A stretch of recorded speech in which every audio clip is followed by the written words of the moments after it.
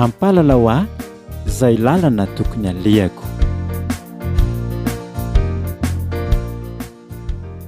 Ampalalao ahy izay lalana tokony alehako.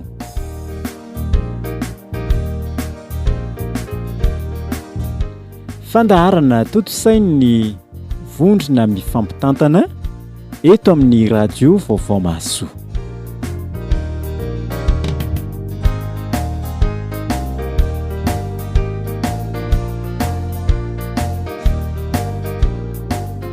Fifaliana hatrany ho anay ry havana ny afaka mifankahita, afaka miaona, afaka miara-mifampitantana, miara-miresaka, mifampidinika any amin'ny ampandrosoana ny fanjakan'Andriamanitra indray amin'ny alalan'izao fandarana amin'ny onjam-peon'ny radio Vaovao Mahasoa izao ka dia ny fiadanana sy ny fahasoavana ny fitahian Jesoa Kristy no tonoina ao aminareo rehetra izay manaraka izao onjam-peo izao anaraka ny fandarana mpalalao azy izay lalana tokony alehako.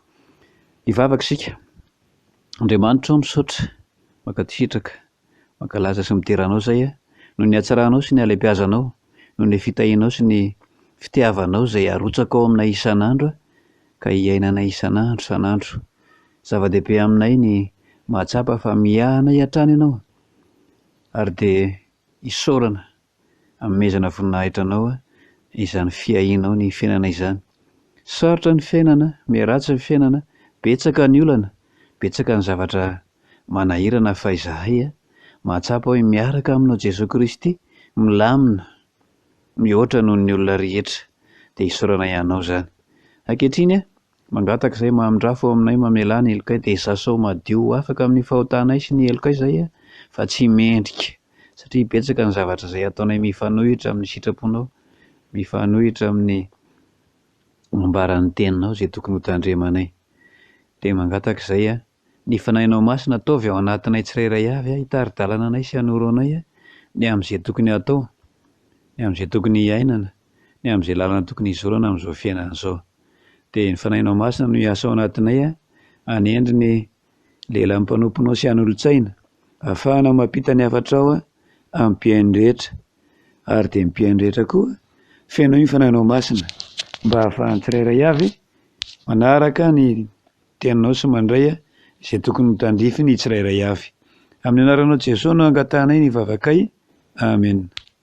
Ry mpiaino malala, ao am-poditry ny fankalazana ny fetim-pirenena isika izao ary anisan'ny fotoana izay tena mahatonga ny malagasy midoroka, mifoka, miloka dia manao ny karazam-paharatsiana rehetra, manao izay karazana filàn'ny nofo rehetra, manao ny sitrapony fa hoe asara-manitra sy fifaliana fety izany fetim-pirenena sy fahina amby 20 volana Jona izany.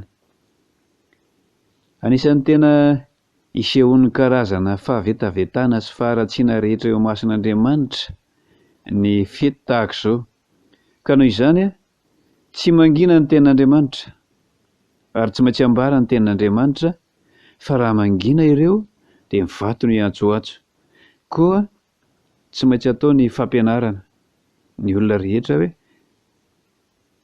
atsanony atsaharo fa ratsy io zava-mahamamo sy zava-mahadomelina io ratsy io filan'ny nofo sy ny rehaka momba izao fiainana izao izay andraran'ny tenin'Andriamanitra antsika io.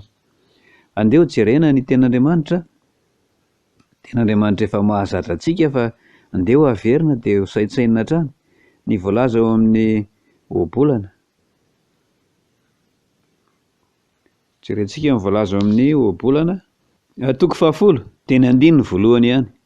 Ohabolana 10 any andiny voalohany ihany vakina amin'ny anaran'i Jesosy. Mpaniratsira ny divay ary mpitabataba ny toaka, koa izay miraikiraiky azony izany dia tsy endry. Izay no voalazan'ny tenin'Andriamanitra. Mpaniratsira ny divay, mpitabataba ny toaka, koa izay rehetra miraikiraiky azony izany dia tsy endry. Mazava tsara ilay voalazan'ny tenin'Andriamanitra. Tena mazava be hoe mpaniratsira ny divay dia mpitabataba ny toaka satria avy amin'ireo no isian'ny fifandirana sy ny olana maro samihafa, ny korotana maro samihafa. Tena zava-misy iainana ary raha mahita eo amin'ny fiarahamonina sy eto amin'ny firenena ry havana. Ny vokatra io zava-mahamamy sy zava-mahadomelina io. Mpitabataba, mpaniratsira, mahatonga korotana, mahatonga olana. Ny zavatra anankiray heverin'ny olona fa eritreretin'ny saina sy zavatra kendreny rehefa ao anatin'ny fety tahaka izao dia hoe rehefa mihinana izay tiany hohanina izy sy misotro izay tiany hisotroana dia manao izay tiany atao dia izay no atao hoe fety. Fa raha tsy malalaka amin'izay tiany atao amin'izay tiany hohanina sy izay tiany hosotroana izy dia heveriny fa tsy fety izany, fa izany mifanohitra tanteraka amin'ny sitrapon'Andriamanitra ary tena fahadalana tanteraka izany. Izay ny voalazan'ny ten'Andriamanitra eo amin'ilay obolana 2:22 io. Izay miraikiraiky azony izany dia tsy endry, izany tsy endry izany adala, adala ny olona izay miraikiraiky, tsy misaina, mora voasariky ny rendrarendra izao fiainana izao dia lasa tafaroboka ao anatin'ny fisotronana io zava-mahamamy sy zava-mahadomelina io. Ary rehefa avy eo dia lasa manao foana. Ny zavatra mampalahelo dia izao, mahatra indrindra ny malagasy eto ambonin'ny tany, efa any akaikin'ny farany ny filaharana raha ny fahatrana ny jerena. Mahatra, anisan'ireo tany izay tena mahatra indrindra ny mponina eto Madagasikara. Ny tsara fantatra aloha dia izao hoe Madagasikara tsy mahantra, fa ny mponina eto Madagasikara, ny olona eto Madagasikara no mahantra. Kanefa voalohany, miadiny voalohany indray kosa amin'ny fanjifana zava-mahamamo. Izany ny zava-misy.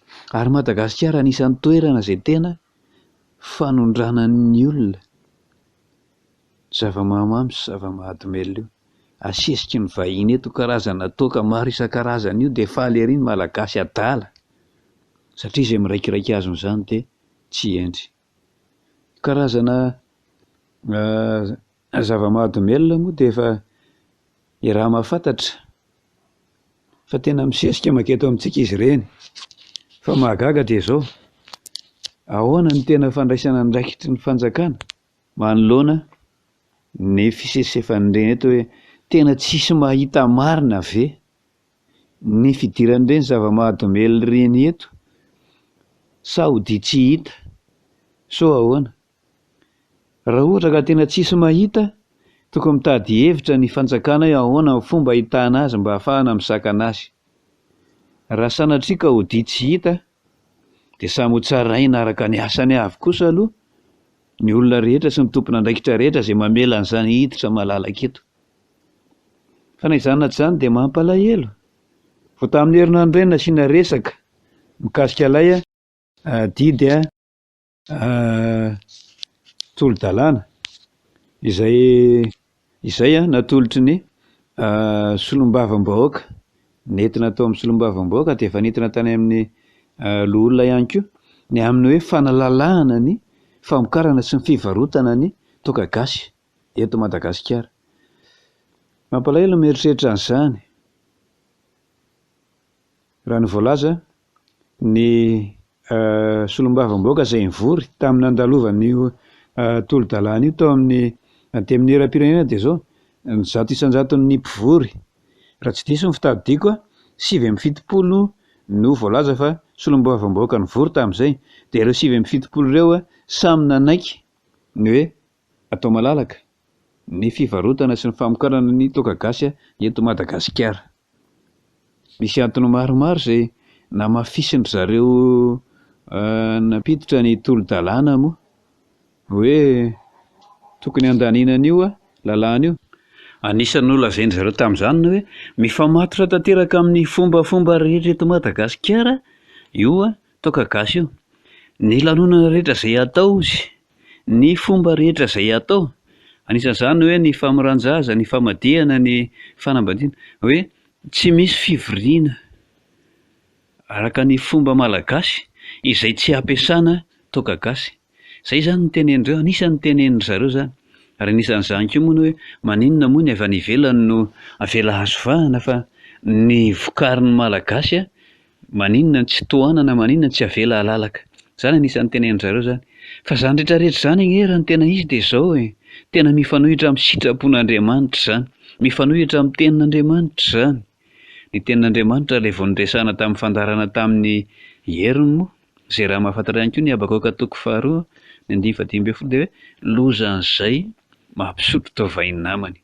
Ka izao, za zany miteny, mahitsy aho miteny, fa ny olona izay mampisotro tovainy namany dia misy loza miandry azy. Ataon'Andriamanitra mahita loza satria mampanjaka amin'ny fahefana ny Tompo, manana fahefana amin'izay famaizana ny olona izay mandika ny sitrapony sy manao izay zavatra tsy hifanaraka amin'io tenin'Andriamanitra io ny Tompo. Ka za zany izao miteny mahitsy aho miteny, mampalahelo zany hoe zany zavatra zany zato isan-jaton'ny mpivory tamin'izany fotoana izany nandany azy hoe avela lalaka ny toaka gasy amin'ny famokarana sy ny fivarotana azy. Zany hoe avela zany hisotro malalaka poizina ny malagasy. Ary tena hita mihitsy hoe tena tsy misy olona manaiky hanao ny sitrapon'Andriamanitra sy hanaraka ny sitrapon'Andriamanitra mihitsy ve ny solombavam-bahoaka izay nivory tamin'izany fotoana izany. Tena tsy misy ve na dia hoe anankiray aza. Fa dia tena hoe izy rehetrarehetra izay nivory ve mandasy mitsipaka ny sitrapon'Andriamanitra avokoa, fa manaraka ny fahadalàna. Satria voalaza tsara hoe izay miraikiraiky azon'izany dia adala. Mampirisika ny olona hanao adaladala, mampirisika manome vahana, manome fahefana, manao izay hampalalaka ny malagasy hanao adaladala ny solombavam-bahoaka raha ohatra ka zany ny zava-misy. Tsy haiko ny ifandraisan'ny izay miaino an'izany, mety hisy ve miaino an'izany ny solombavam-bahoaka sa tena tsy misy? Mety hisy mpitondra fanjakana ve miaino sa tsy misy? Isika izay miaino ve mety hoe manadia sao amin'izany? Fa raha ny sitrapon'Andriamanitra, raha ny tenin'Andriamanitra no rahana dia izao, tsy avelan'Andriamanitra misotro tovaina toaka isika. Isika izay manaraka ny sitrapon'Andriamanitra, isika izay mieritreritra fa kristianina. Fa ny jentilisa tsy mahagaga raha ohatra hoe ka jentilisa e. Raha olona tsy mahalala ny sitrapon'Andriamanitra, olona tsy mihaino ny tenin'Andriamanitra, olona tsy manompo an'Andriamanitra no manao an'izany dia tsy olana izany, satria izy angamba ny tenenana, izy angamba mihaino ny tenin'Andriamanitra, izy angamba mankatony ny tenin'Andriamanitra, izy angamba miraharaha ny tenin'Andriamanitra, ary izy angamba mieritreritra izay hoe hiditra amin'ny fanjakan'Andriamanitra. Ny azo fanjakana eto ambonin'ny tany ny katsahany dia rehefa vita izay izay efa rany ihany efa rany ny eo an-tsainy, fa izy tsy mahafantatra hoe misy lalana roa samihafa izay hivantanana rehefa miala eto dia na ny afo be na ny fiainana mandrakizay. Izy tsy mifidy fiainana mandrakizay izany fa izay efa rany ihany, izay farany ihany dia farany. Raha izaho manokana, ny eritreritra azo dia tokony hoe nofohanana hatramin'ny fampidirana ny zava-mahamamo, zava-mahadomelina eto Madagasikara io, tokony hoe atao izay faran'izay azo atao mihitsy mba ahafahana foana ny fidiran'ireny eto. Ekena, fa misy vola izay azo fanjakana amin'izy ireny, misy volam-panjakana miditra amin'ny alalan'ny hetra sy ny karazany, kanefa dia izao ataovy tsara ny kaoty, ataovy tsara ny kaoty hoe mahazo tombony tahaka n'inona ny fanjakana eo anatrehan'ireny zava-mamamo, zava-mahadomely ireny. Ny hetra miditra etsy an-daniny ekena. Fa ny fahatihatoka rehefa avy eo, misy fahatihatoka be dia be ateraky ny fisotroana sy ny fidoroana io zava-mamamo, zava-mahadomely io raha tena mandinika tsara e. Fa ho an'izay tsy mandinika moa dia tsy mahita an'izany izy. Hanome ohatra anankiray 20 tapitrisa eo ny malagasy. Raha ohatra ka manao côté ambany tsika atao hoe ny ampahafolon'ny malagasy no misotro labiera,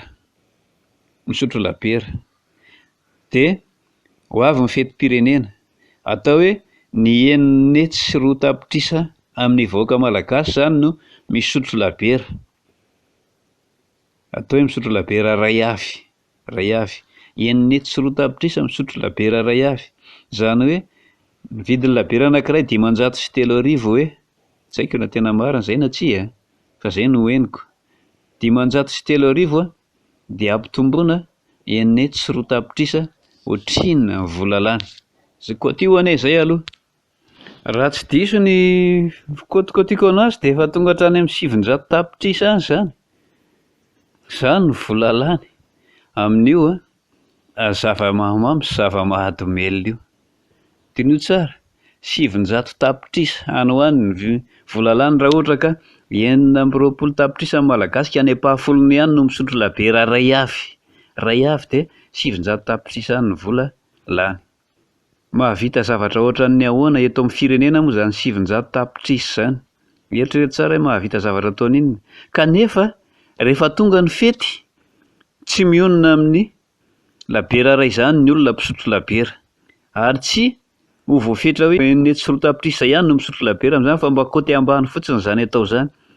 Raha ohatra ka tena mieritreritra ny fanjakana fa hampandroso ny firenena sy hiala amin'ny fahatrana, anisan'ny lalana anankiray izay ahafahana miala amin'ny fahatrana eto Madagasikara ny fanaovana lalàna mafimafy, ahafahana mametra ny fisotroana sy ny fidoroana zava-mahamamo sy zava-mahadomelina eto Madagasikara. Raha izany 700 tapitrisa izany inge,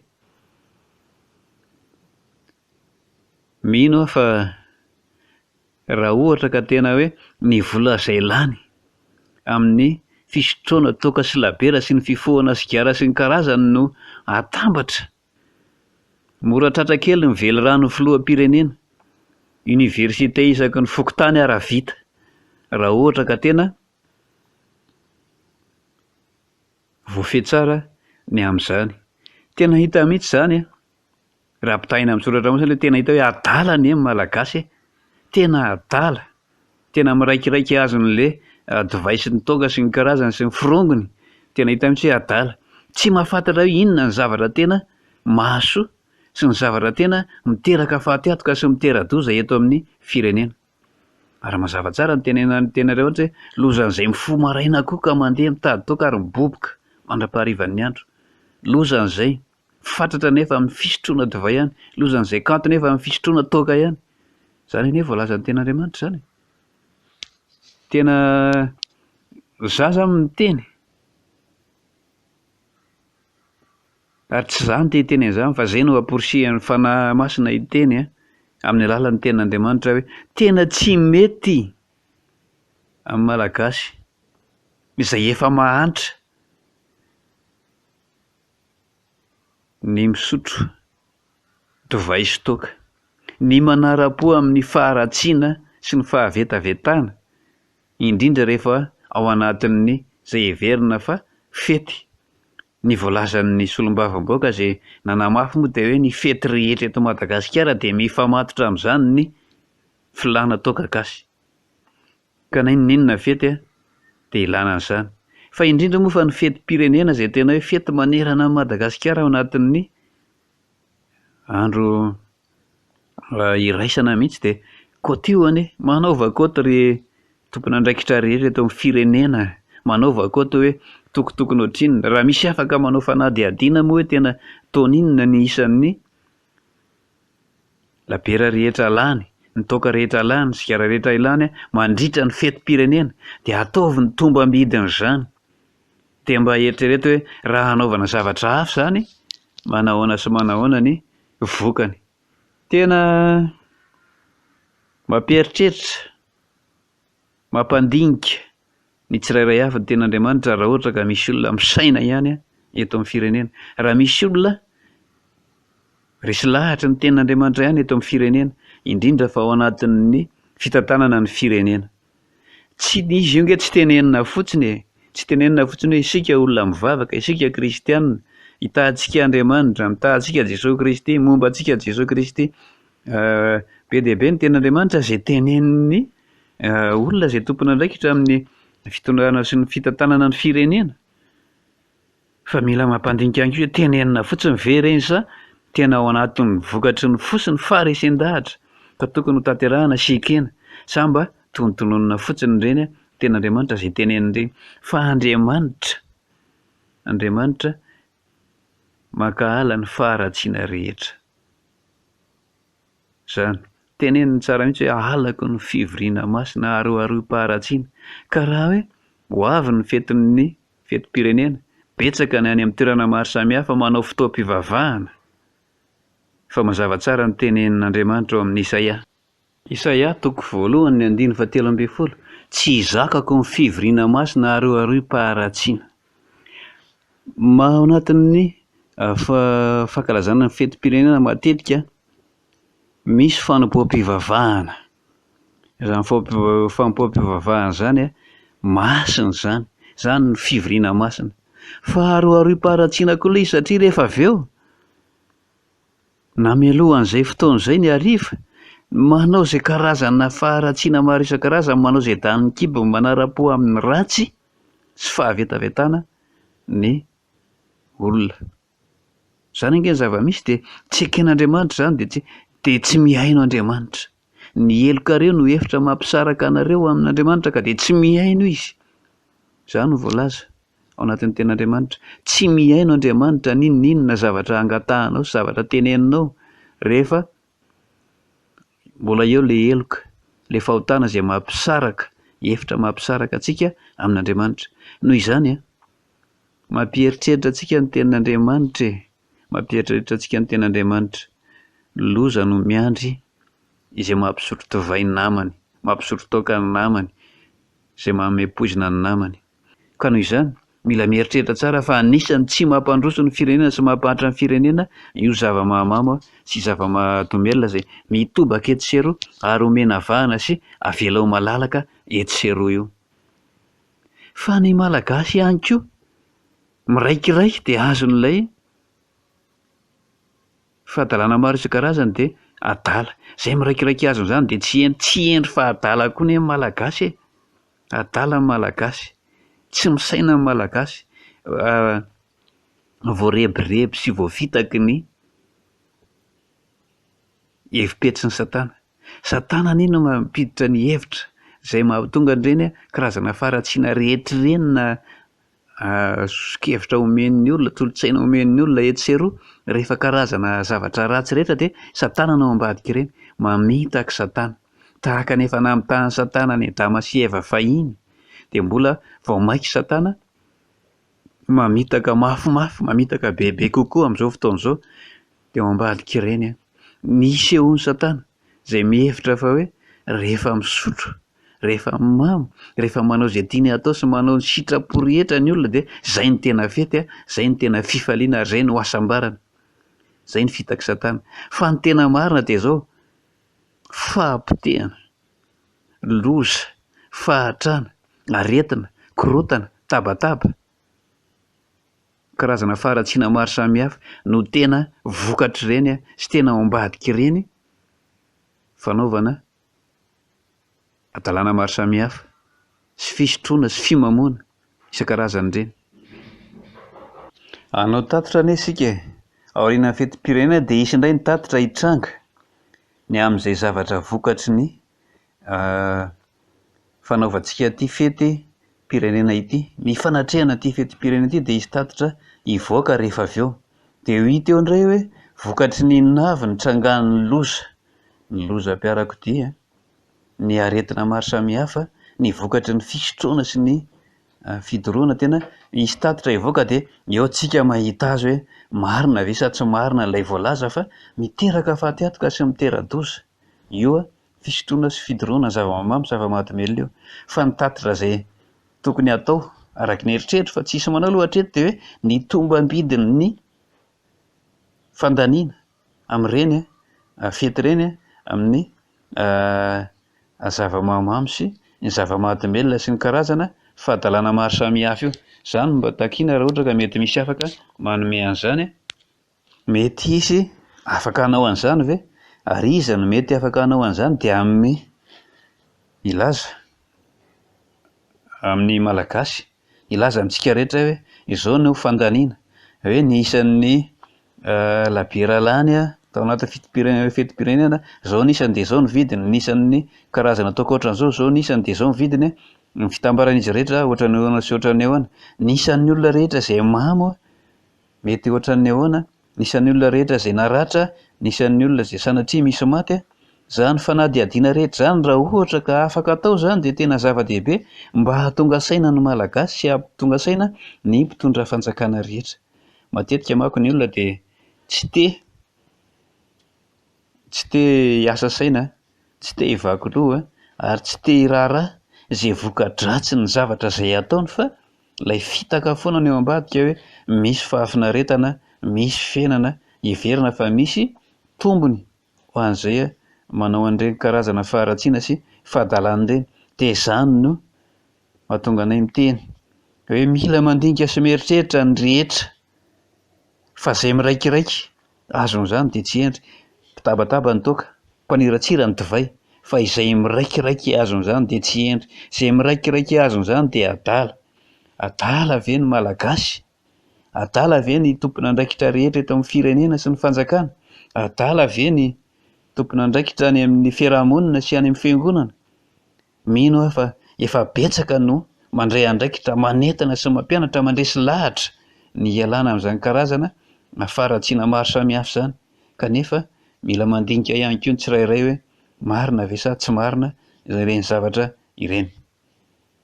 Manentana izahay amin'ny anaran'i Jesosy, amin'ny alalan'ny tenin'Andriamanitra no itenenana fa tsy mety amin'ny malagasy ny misotro divay sy toaka raha ohatra ka ny tenin'Andriamanitra no arahana sy hojerena. Fa raha samy manao izay tiany atao, dia samy hijinja ny vokatry ny asany ihany koa ny tsirairay, na ireo izay manana ny fahalalahana mampisotro ny namany, na ireo izay misotro. Ny amin'izay toerana rehetra misy antsika tsirairay avy zany dia samy hotsaraina amin'izay ny olona rehetra ary samy hijinja ny vokatry ny nafafiny. Noho izany dia mamperitreritra ihany izahay, tsy hoe akory hoe manozona fa izay no ambaran'ny tenin'Andriamanitra e.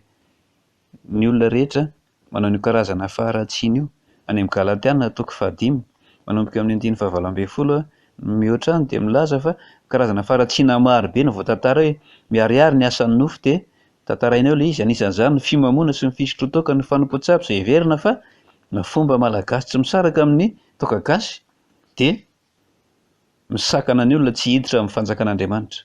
Ilay fiainana eto ambonin'ny tany kely ho vita ihany e. Ary izay no tena hitenenanay foana, izay no tena hitoriana ny filazantsara, izay no tena hiasan'ny mpanompon'Andriamanitra rehetra, dia ny hahatonga ny olona resy lahatra hiditra amin'ny fanjakan'Andriamanitra sy hahatonga ny olona handova izany fanjakan'Andriamanitra izany. Kanefa izay manao an'ireny karazana faharatsiana sy fahavetavetana sy toetra ratsy, fidorohana sy fimamoana maro samihafa ireny tsy miditra amin'ny fanjakan'Andriamanitra. Dia aoka samy handinika tsirairay avy, anaro ny fianakavianao, anaro ny zanakao, tezao ny mpiara-monina aminao mba tsy hiraikiraiky ho azon'izany divay sy toaka izany, fa fahadalana izany fa tsy fahendrena velively. Izay ny fandarantsika androany amarana azy tsika. Ka ny mialohan'ny amarana azy dia misy hafatra kely. Eo am-piomanana tanteraka ny amin'ny fanatanterahana ny Fiaonambe, nisy ratsana efatra ao anatin'ny sampana Vokomanga, anisan'izany ratsana fanantenana, ka ho tanterahana ny Ambarafaravola ny 5 ka hatramin'ny 27 volana Aogositra izany. Efa misy taratasy mandehana, efa mandeha ny serasera maro isan-karazany ampahafantarana an'izany, fa raha misy mila fanazavana fanampiny dia afaka manatona na miantso ny 033 07 482 27 sy ny 034 07 482 27. Izay telefona efa tonony eto amin'ny fandarana foana moa izany, satria ny tompony andraikitra ny fandarana, ny tompony andraikitra voalohany ao amin'ny natin'izany ratsana fanantenana amin'ny sampana Vokovomanga Foibe izany. Dia raha misy manana fanazavana tiana ho fantatra ianareo dia afaka miantso. Fa manarak'izany ihany koa entanina isika rehetra samy hiomana amin'izany, fa zava-dehibe izany satria tsy afaka nanao an'izany tsika tao anatin'ny 2 taona noho ny fisian'ny valanaretina Covid-19. Izao tsika malalaka tsara dia hisorana n'Andriamanitra izany, dia samy manomana ny fandehanana mirodorodo mankany Ambarafaravola, manao manatanteraka miara-manome voninahitra an'Andriamanitra amin'ny alalan'izany Fiaonambe izany. Izay ny fandarantsika androany, hivavaka isika, hisorana ianao Jesosy no nahafahana manatanteraka ity fandaran'ity androany.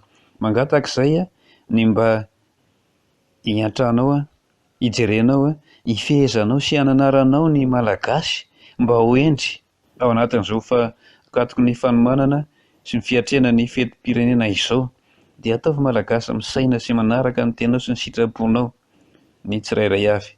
Ary raha misy voninahitra, raha misy laza, raha misy dera vokatry ny fety izay ataonay sy karakarainay dia ho an'Andriamanitra rery ihany izany. Mametraka izay ny fiainan'ny rehetra eo am-pelantananao, ny fiainan'ny firenena eo am-pelantananao, ny fiainan'ny tompon'andraikitra rehetra eo am-pelantananao, tolotsaina sy fahendrena avy aminao no angatanay amin'izy ireo, ahafahana manitsy ny diso rehetra, ahafahana manarina ny tsy mety rehetra, ary ahafahana mampandroso ny firenena. Mametraka ny fiainan'ny mpiainy rehetra eo am-pelantananao izay taio sy ambino amin'ny asa andavanandro, amin'ny asa fivelomana, amin'ny asa fanompoana ny tsirairay avy. Ho an'Andriamanitra voninahitra, ho aminay rehetra kosa ny fiadananao. Amen. Mametraka mandra-peona mandra-pitafa amin'ny anaran'i Jesosy ho antsika rehetra ry havana, amintsika rehetra ny fiadanana. Amen.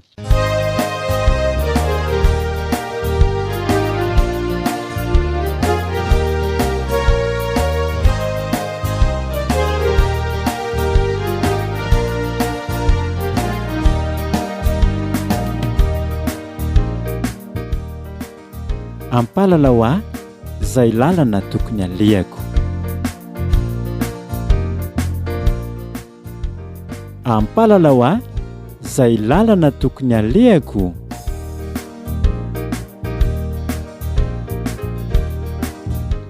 Fandaharana totosainy vondrona mifampitantana eto amin'ny radio Vaovao Mahasoa.